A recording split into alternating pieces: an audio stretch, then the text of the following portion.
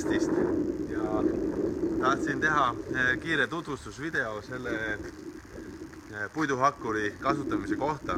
Et kui teil peaks õnnestuma Arborestilt selline aparaat rentida, siis peate teadma selle masina eripära ja tahan, et oleks see video teile kogu aeg kättesaadav, et kui teil ära unub, et siis saate kontrollida. Et tegemist on siis puiduhakkuriga, mis on äärmiselt agressiivne tööriist ja võib juhtuda väga lihtsasti erinevaid õnnetusi. Ja siis käime siin kiiresti läbi need siis põhilised korduma kippuvad küsimused ja siis ka natuke tehnilist juttu. Nii et siin sees on mootor, on 4-silindriline Kubota turbodiisel, väga tugev mootor.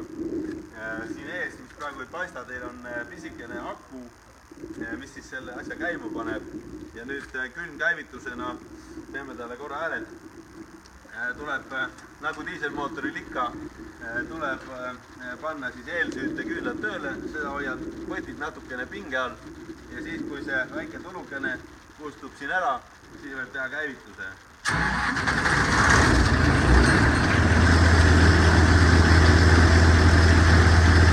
Külmaga natukene võib soojeneda lasta paar minutit ja siis masin hakib ainult täisvõitlusel. Et selleks on siis gaasi koog.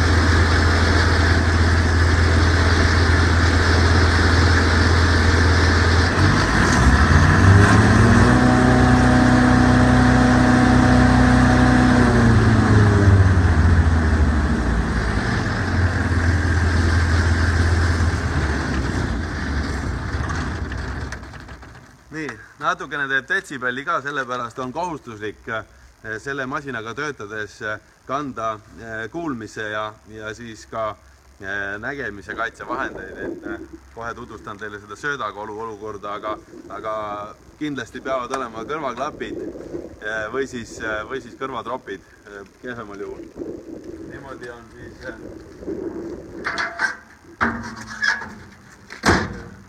transpordiasend on siis niimoodi, et lingid on siin kinni, et siis ta on lühem ja siis, kui läheb tööks, siis tõmbab 2 vedrukukku lahti ja siis on nüüd see söödakolu. Et siin on siis opereerimisnupud, on hädaolukorras siis stop-lüliti, see paneb kohe rullid seisma ja siis tavalise töö ohutus tagab siis see punane väga tundlik vedruga stop-lüliti, mis paneb siis rullid seisma. Et vahel läheb oks ka siia pihta ja siis see vedu lõpeb kohe automaatselt. Et siis tuleb ta taas käivitada siis sellest rohelisest nupust. Et nüüd kohe räägime sellest täpsemalt. Siin on siis see koht, kus kohas lendab hake välja. Seda hakke asju saab timmida siit, kui kaugele ta lendab, kui võib vabalt ressal hakkida, siis on mõistlik panna toru üles, et siis laseb kuni 20 meetrit seda haket sinna võsa alla laiali. Ja siit siis sellest omast päästes lahti saab seda toru siis keelata, kuhu just vaja on. Et transpordiks siis palun mitte teda siia külje peale jätta, et muidu siin mõni buss või rekka sõidab teil selle küljest ära üldse ja tuleb pahandus. Siin on õhufilter, sellepärast teie, kes rendivad, ei pea muretsema. Niimoodi. Nüüd siis tagavararatas, diisel käib siin, võtmega saab korgi lahti ja tavaline diisel siia ei tohi panna talumehe diislit või erisoodustusdiislit. Et siis sellega peab arvestama. Kindad kindlasti tööks. Oksad ja asjad võivad vigastada teid paljakäsi töötades. Siis, mis on kindlasti tähtis ka see, et teil ei ole suured lotendavad mingid riided, praegu mul taskud lahti, et siis kõik taskud ja asjad kinni, ümber riided enam-vähem. Seda sellepärast, et oksad kipuvad igale poole püüdma nagu haakida ennast. et siis oleks võimalikult vähe, kus kohta nad saavad nagu kinni jääda ja kindlad käes ja siis visiir ja siis või kaitseprillid ka. Et väikse ilmaga muidugi te tahate ka, et nägemine oleks mugav ja siis panen selle kaamera siia söödakolu juurde. Et siis siin on siis söödakolu ja see masin võtab kuni 19 sentimeetrit ümarpuitu. Et see on siis päris arvestatav diameeter, aga masin hakib ainult puitu, mitte traati, okastraati, telliskivi, seda viimast kühvlitäit kruusaga pooleks mingit materjali, kui te seda labida peale ajate, et siis masin seda ei haki. Masin töötab teradega ja kui terad ära nüritate, et siis on lihtsalt pidu läbi, et siis tuleb uued terad panna või siis terad teritusse viia või hakkab see amps pihta, et ainult puhas puitu, ümarpuitu, mitte ehitusmaterjali, mitte euroaluse osi või mingid lauamaterjali, mis on naelu täis, et sellega lihtsalt teeb kiiresti selle ära, et nagu mootorsaag on ka hakkur, et ükskõik kui hea see saak seal taga on või mootor, et kui kett ikkagi on nüri, siis ta ei lõika, vahet pole, mis ta siis on, et siis siin on siis nüüd, ma panen ta korra käima uuesti.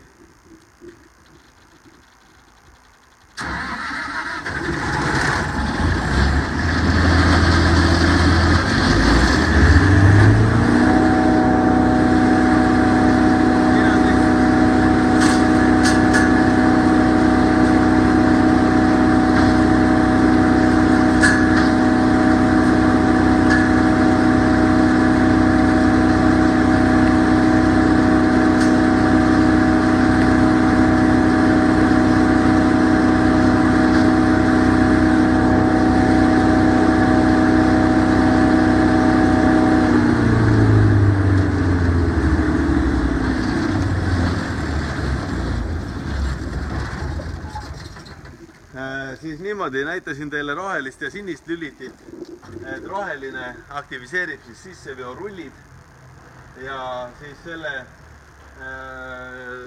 paneb selle süsteemi tööle, siis hakkab tõmbama väga suure jõuga neid osi, siis oksi või puidu, ümarpuitu siis sinna lõikurite taha, seal taga, nende rullide taga on suur ketas, mille küljes on noed ja mille taga on veel labad, mis viskab selle sinna kolusse siis välja. Ja siis siin, kui nüüd on mingi oksaark, mis on väga suure nurgaga ja mis ei lähe ise sisse, et siis välja sülitab sellest sinisest, et siis rullid pannakse vastupidi tööle ja tuleb see osa välja. Aga siis palun mitte siin söödakolu sees hakata võimlema mingite mootorsaagidega, et hakkad siin seda puruks lõikama või midagi. Võetakse asi välja, turvaliselt lõigatakse see asi katki. Kui mootorsaagi kasutate, siis loomulikult on mootorsaag kaitsevarustus teile esmatähtis. Et kui siis panete jälle tööle, asjad liiguvad, siis seisate siin külje peal pigem, et mitte ei lähe siia ette, kindlasti ei küündi kolusse niimoodi kuidagi siin ei hakka mingeid asju võtma. Võtate siis kas teise puu sektsiooni või siis midagi, mis on sellest august nagu suurem. Meil nagu klapib hästi näiteks lumelabidega seda lõppu lükata siit vahelt läbi, et see ei lähe sinna rullide juurde. Kui te hakkate siin reha otsaga sutsima, siis jääte oma rehast ilma ja on alumiiniumi puruhoov täis. Et ei ole vaja üldse siia lähedale minna. Aga siis seisate külje peal ilusti ja kahe mehega on väga efektiivne siis seda masinat toita. Et siis kui on teil suurem talgupäev või midagi on rahvas koos, pere koos, tahate tööd nautida, siis paar inimest kannavad teil ette ja siis 2 inimest söödavad. Või siis valmistate väga efektiivselt ette oma ka hunnikud, et kui te panete hunnikud selliselt, et on puidu otsad või lõigatud otsad kõik ühte poole, et siis tagurdate selle masina talle siia, jätate paar meetrit vahet, tagurdate masina siia kõrvale, siis saate siit kohe võtta oksad ja väga-väga ruttu hakib, et see masin võib hakkida 6,5 tonni haket nagu tunnis, aga üksinda ei jaksa seda masinat ära toita. Aga et siis masin ise automaatselt reguleerib, kõvat puitu ma ei soovita seda maksimaalselt sinna tamme ja saart või jalakat ajada, et see tapab masinat ja teie jääte heast puidust ilma, et kasutage seda kütteks või millekski otstarbekamaks. Aga siis, mis on kindlasti tähtis, et kogu aeg iga kandmisega siia, siis kukub siia ette oksamaterjali ja oksamaterjaliga on see lugu, et liikumine saab olema keerulisem, et siis alati on kohustus ja turvaliseks tööks vajalik see, et te hoiate jalgealuse puhtaks, võtate siit eelisega ära, et see kogu aeg on puhas, et jalad on ikkagi maa peal, et siin ei ole kive ega kände ega midagi. Ja nüüd kändudest ja kividest rääkides, et siis on masin küllaltki madal, clearance on võib-olla niisama palju, et siis kui te kuskil kändude ja kivide vahel seda masinat kavatsete tõmmata, siis arvestage, et tal on all ka pidurisüsteem, seal seisupidurisüsteem ja küllaltki madal clearance, et siis te peate vaatama, kus kohast te seda tõmmate, et alt midagi katki ja puruks ei tõmba. Et siis ikkagi käituge heaperemehelikult, Arborest ei ole rendifirma ja me usaldame teie kätte seda masinat selleks, et teil oleks elu lihtsam ja nauditavam. Et kallis aparaat ja kui midagi peaks juhtuma, siis loomulikult olete oma tegevuste eest vastutav 100%, et kui tehnohooldusega või masina mootorisüsteemiga või midagi juhtub, et need hooldused, need me teeme ikka ise. Aga kui te keerate selle kraavis kummuli kuskil ja murate siin mingid asjad ära, et siis kahjuks te peate ikkagi ise vastutama. Niimoodi, et siis selline väga agressiivne, kuid väga tõhus tööriist, võtab väga vähe diislit, et mitu päeva saab ta ka kõvasti kuuma anda, ennem kui paak on pooltühi. Niimoodi, et siis käituge siis ikkagi heaperemehelikult ja jääge turvaliseks ja jõudu tööle!